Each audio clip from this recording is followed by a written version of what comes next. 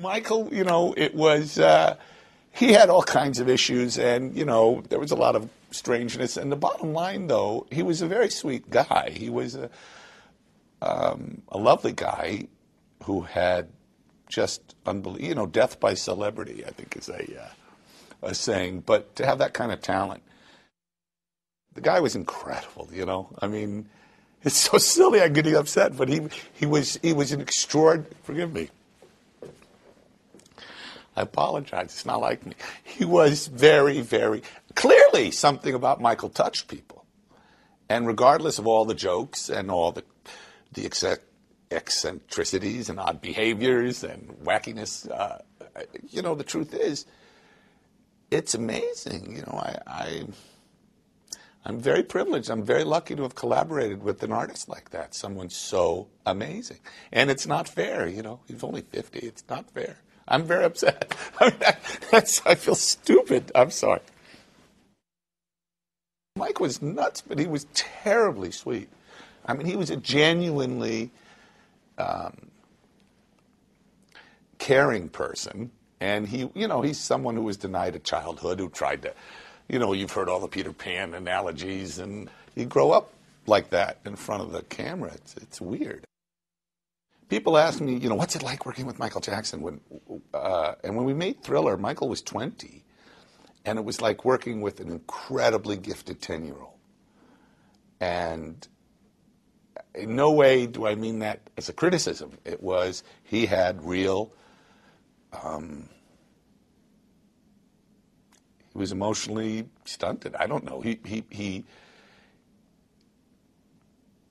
He's certainly someone who wore his heart on his sleeve, let's put it that way. And he always made me laugh.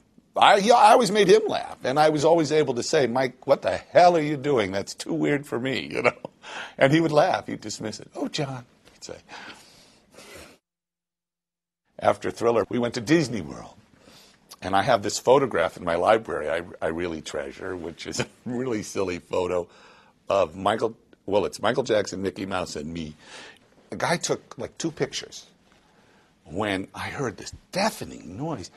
And I looked and I saw the security guy, this big guy, freaking out, talking into his microphone.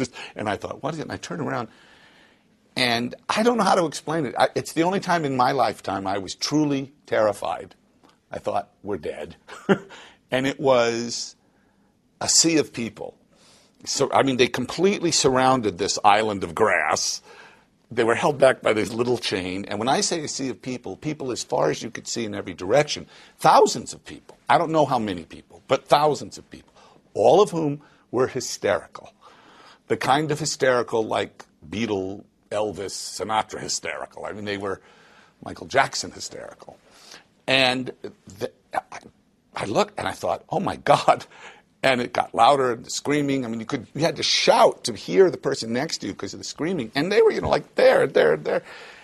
And, at Disney World and Disneyland, the characters in those costumes are never allowed to speak. And, Mickey looks at me and goes, and I realized, if Mickey's scared. And I don't know how long it was, but from nowhere, this Cadillac limousine, I'll never forget it.